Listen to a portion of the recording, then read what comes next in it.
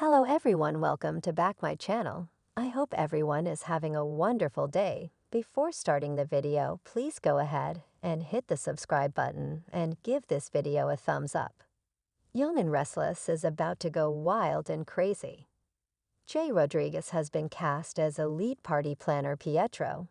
Yes, just the one name, thanks, Us Weekly reports. The blowout that the newcomer is tasked with orchestrating is the biggest of the big. A bash to celebrate the birthday of the soap's reigning matriarch, Nikki Newman. Rodriguez's first of several episodes will air on Wednesday, May 28. If the actor's name and slasher face seem familiar, it's with exceedingly good reason. He was an OG cast member on Queer Eye for the Straight Guy. His specialty? Social interaction. Sounds about right for a party planner, eh? In addition to his stint in reality TV, Rodriguez has guest starred on everything from Grey's Anatomy to The Rookie and was a heaven-sent angel in Broadway's Rent. Our question to you is, who do you think has to turn up on Nikki's big night?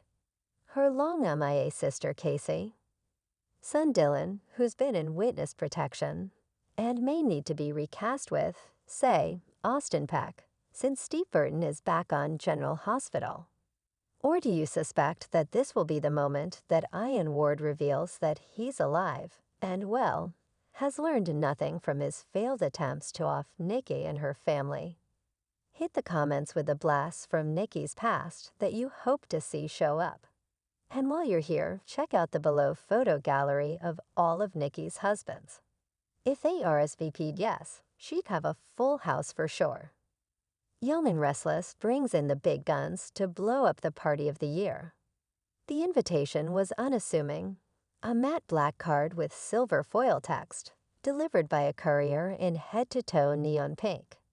No name, no return address.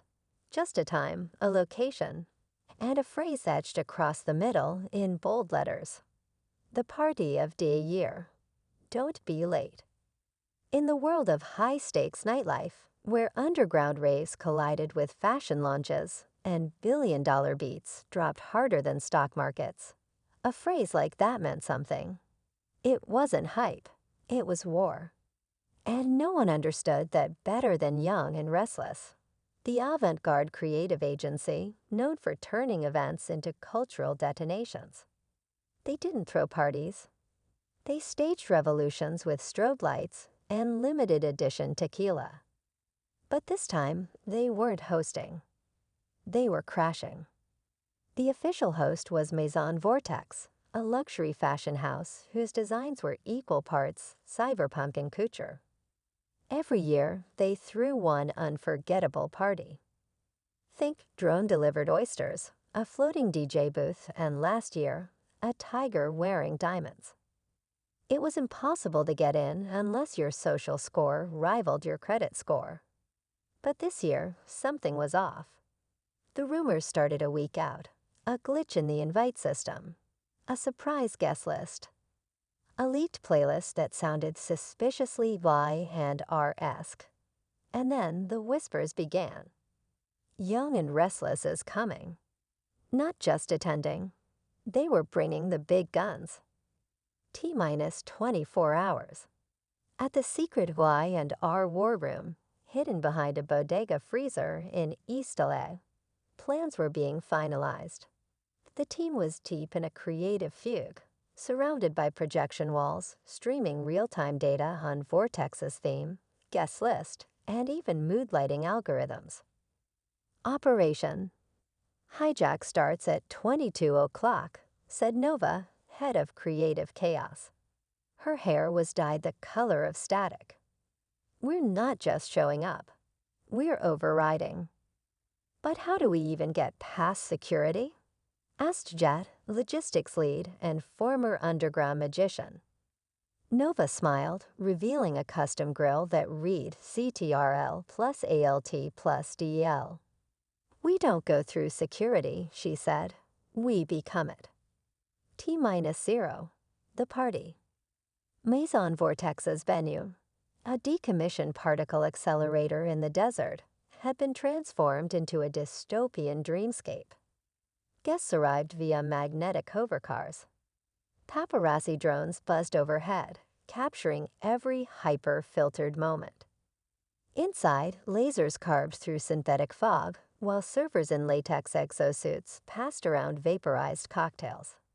A string quartet performed trap remixes from a balcony made of ice. Everything was perfect, controlled, curated, until it wasn't. 22-1, infiltration. It began with the lights. Subtle at first, an occasional strobe that didn't match the beat. A strange glow that flickered like a pulse. Then the visuals shifted. Vortex's signature logo, a chrome cobra, melted on the LED walls, replaced by a neon graffiti tag. I and R. Then the music cut. Dead silence for 3 whole seconds. And then, boom. A bass drop so deep it registered on seismic monitors across 3 counties. The screens exploded into glitch art. Smoke machines went berserk. And from the center of the crowd, a sphere began to rise, projected holographically from somewhere unseen.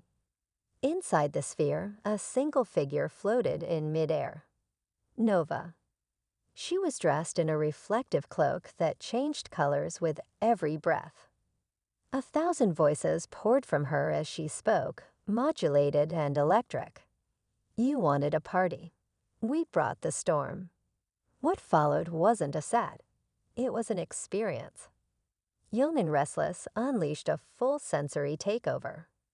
Their team had hijacked every system in the venue: sound, lights, visuals, even scent diffusion. They painted the night with chaos and beauty. Instead of a traditional DJ booth, they used a rotating prism that projected sound, in 3D AA dancers emerged from hidden walls, their bodies made of light and data. The drinks? I&R replaced them with bioreactive cocktails that changed flavor based on your heartbeat. And the centerpiece?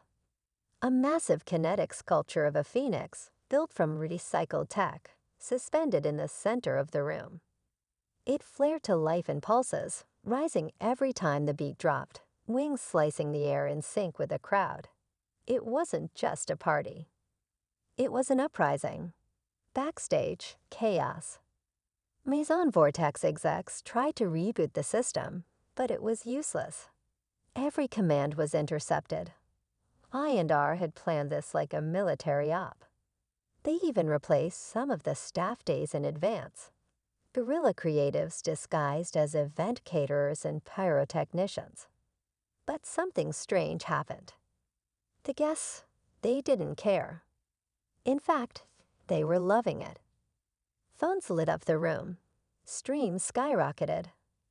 Hashtags like #GuireStorm and #VortexOverthrown trended worldwide. Even A-listers who